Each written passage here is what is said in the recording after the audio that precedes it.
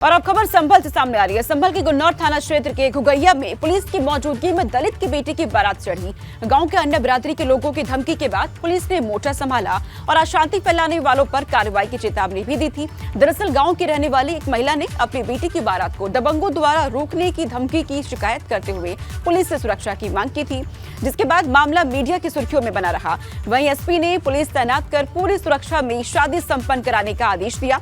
दोपहर से गांव में पुलिस तैनात थी। यही नहीं, पुलिस ने ड्रोन की मदद से संदिग्धों पर नजर भी रखी। ये तस्वीरें आपके सामने हैं। धूमधाम से दलित की बेटी की बारात यहां पर निकाली गई। दबंगों की तरफ से किसी तरीके की वहां हरकत ना कर दी जाए, किसी घटना को अंजाम न दे दिया जाए, इसको लेकर के सुरक्षा की गुहार परिजनों की तरफ से लगाई गई थी बेटी की शादी में। और इसको लेकर के पुलिस की तरफ से मुस्तैदी भी दिखाई गई। पूरे गाँव में पुलिस की तैनाती कर दी गई, ड्रोन कैमरों से नजर रखी गई। यानी कि एक अच्छा यहाँ पर अच्छी तस्वीर देखने के लिए मिली।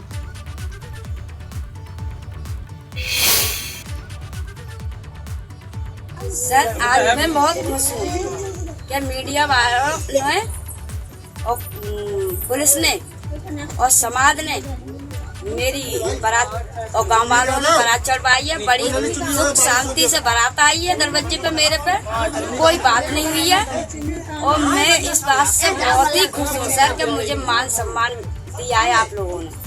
मैं कोटि कोटि प्रोग्राम करती हूँ। पुलिस का सहयोग पूरा रहा आपको? पूरा रहा पुलिस का सहयोग। पुलिस साथ रही बारात के? साथ रही है पुलिस के, और दोपहर भी आके हमारी सारी को करी है।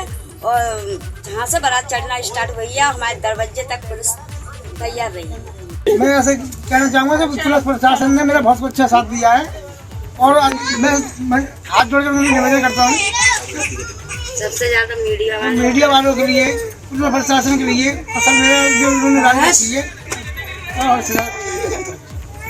मैं बहुत खुश हो जाऊँ।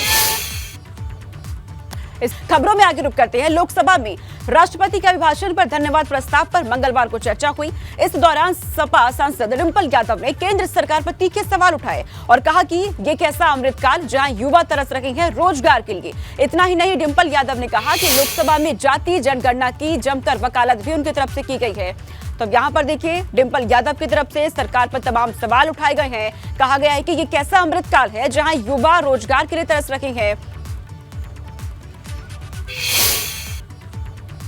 महिलाएं अपने आप को सुरक्षित नहीं मान रही हैं। एनसीआरबी के आंकड़े अगर आप देखेंगे तो यह पाएंगे कि लगातार यौन उत्पीड़न और शोषण के मामले बढ़ रहे हैं और ख़ास तौर पे उत्तर प्रदेश में लगातार ये मामलों, जहां खाद्य पदार्थ के भाव भी बढ़ रहे हैं, दालों के भाव बढ़ रहे हैं, वहीं दूध के भाव भी बढ़ रहे हैं। आयुष्मान भारत योजना के तहत के अंतर्गत कार्ड तो बने हैं लेकिन स्वास्थ्य सेवाएं उपलब्ध नहीं हो पा रही है।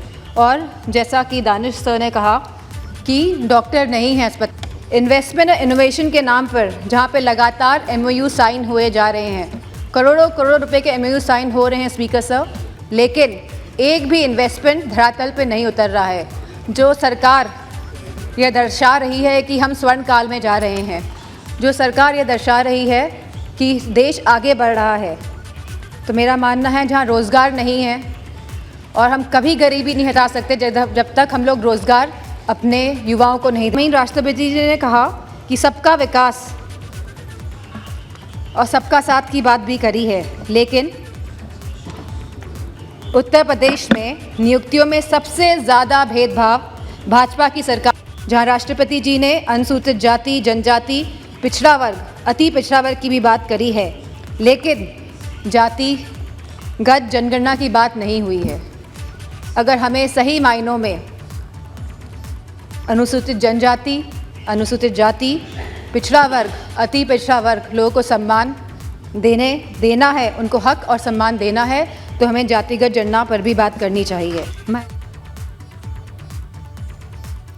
तो देखिए, यहाँ पर ये सवाल उठाया गया डिंपल यादव की तरफ से, सीधा केंद्र पर यहाँ पर सवाल उठाया है कि ये कैसा अमृतकाल है जहाँ युवाओं के पास रोजगार नहीं है।